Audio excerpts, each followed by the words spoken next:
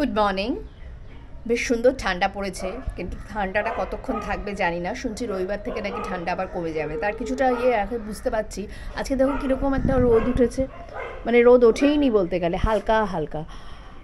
রোদ না উঠলে ভালো লাগে না। আর দুদিন বাদে বাদে যে কী এই ডিপ্রেশন, আর কি ভালো, মানে শীতটাকে না ভালো করে জমিয়ে পড়তেই দেয় না।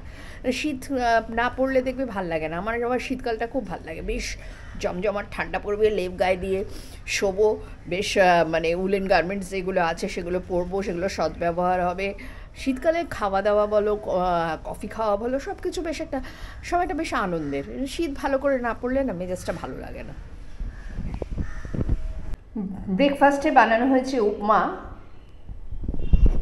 ছেলেকে এখন টিফিনটা দিয়ে দিই, কেননা ও আজকে হাঁটতে যায়নি। আজকে বললো নাকি অফিসের অনেক কাজ আছে, হাঁটতে যেতে পারবে না। তোকে জলখাবারটা দিয়ে দিই, জলখাবার খেয়ে ও অফিসের কাজে বসে যাবে। এদিকে ওয়াশিং মেশিন চলছে, ওদিকে আমি রান্নাঘরের টুকিটাকি কাজগুলো সারছি। আর সাধনা তো আসছে না আজকাল, প্রায় রোজই, মানে ওর একটু অসুবিধা হয়ে গেছে, ও কদিন ধরে আসছে না, ছুটি নিয়েছে। আর আমি ওর টুকিটাকি কাজগুলো সারছি। সবচেয়ে মুশকিল হয় বাসন মাজা, যা ঠান্ডার মধ্যে না জলে হাত দিতেই এখন বেশ কষ্ট হয়, বিশেষ করে রাত্রিবেলা। আর আমি বাসন একদমই জমিয়ে রাখি না, কাজের লোক মানে না এলে আর কি, কাজের মাসি না এলে, সাধনা না এলে আমি সাথে সাথে সেটা করে ফেলি, কারণ একটা চামচ থাকলেও আমি সেটা সাথে সাথে ধুয়ে ফেলি। এত বেলা হয়ে গেছে, জলটা কিন্তু এখনও বেশ ঠান্ডা। 10টা বেজে গেছে, কিন্তু জল দেখো সেরকম ঠান্ডা। মাছ ফাছ ভালো করে না ধুয়ে তো ফ্রিজে তোলাও যায় না। সংসারে কোন কাজটাই বা বলো তো জল ছাড়া হয়? জলে হাত দিতেই হবে।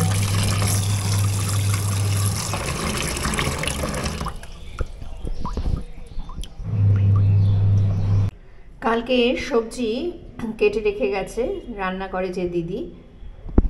আমার বাড়িতে না এরকমভাবে সবজি কাটা থাকে, কেননা আরও দুরকম সবজি কাটা আছে আগামীকালে রান্নার জন্য। আমি একটু আগে ফ্রিজে তুলে রাখলাম, কেননা আমি রান্নার দিদি আসার আগে সবজিগুলো জলে ভালো করে ভিজিয়ে রাখি ধুয়ে।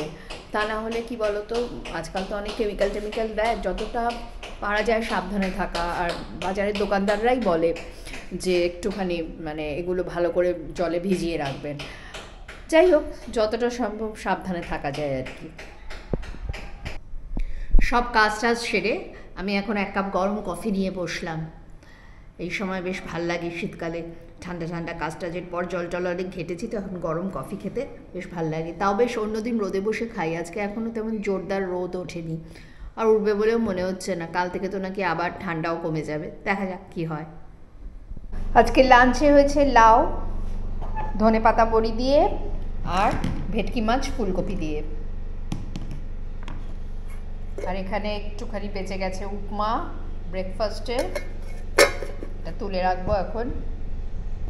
অবশেষে সুন্দর রোদ উঠেছে। কালকের জামা কাপড়গুলো একটু ঠান্ডা ঠান্ডা ছিল, সকালে মেলে দিয়েছিলাম রেলিংয়ে, আবার সেগুলো আবার এখন একটু রোদে দিলাম, অলমোস্ট শুকিয়ে গেছে। আর তাড়াতাড়ি তোয়ালেগুলো কেচে সমস্ত তোয়ালেগুলো মেলে দিয়েছি। আর বাড়ির সামনে যে এত কুকুর ডাক হয় না, উল্টো দিকের বাড়িতে কুকুর বসে, কুকুরের যন্ত্রণায় অস্থির, কুকুরের ডাকে। ছেলেকে পেয়ারা কেটে দিলাম, জানি না আবার কি বক্তব্য পেশ করবে। ফলের ব্যাপারে তো সবসময় না না চলে, মাঝে মাঝে খায়। আমি এখন একটু ব্যাংকে যাচ্ছি, আর একটু দোকানেও যাব, একটা টুকিটাকি জিনিস কেনার আছে, একটু ফল টল নেব, তারপরে এসে লাঞ্চ করব। এটা মোটা? হ্যাঁ, এটা মোটা, ঠিক আছে, হবে এটা আরামসে। এটাও যত।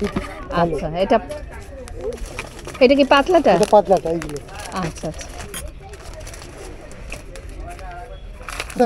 মোটা পাতলা মিশিয়েও তো নেওয়া যায়, একটা মোটা নিলাম একটা পাতলা নিলাম। এখন সন্ধ্যের সময় নিয়ে বসেছি এক বাটি মুড়ি, চানাচুর, পেঁয়াজ কুচি, লঙ্কা কুচি, সর্ষের তেল সব দিয়ে মেখে বেশ ঝাল ঝাল করে শীতের সন্ধে জমে যাবে।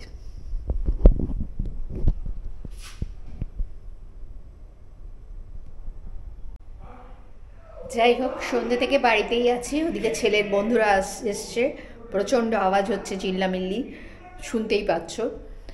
আর এখানে ডিনারের জন্য রেডি করলাম। আজকে বেগুন পোড়া করেছি, বেগুন পোড়া, গরম রুটি আর ভেটকি মাছ। খেতে মনে হয় একটু দেরি হবে ছেলের, যাই হোক আমি সব অ্যারেঞ্জ করছি। বন্ধুরা গেলে তারপরেই নিশ্চয়ই খাবে। তো রুটিটা করে রাখলাম, আমারটা অন্তত করে নিলাম, ওরা হয়তো একটু দেরি হবে খেতে, কারণ অনেকটাই রাত হয়েছে, তাই জন্য এতক্ষণ ওয়েট করে করে আমরা একসাথেই খাই সব সময়, কিন্তু আজকে দেখছি অনেক রাত হয়ে গেছে, 11টা বাজে। আমি ডিনারটা সেরে ফেলি, কেননা এরপরে আবার বাসন মাজা পর্ব আছে, কাজের দিদি আসছে না, কাজেই আমাকে বাসনগুলোও মেজে রাখতে হবে।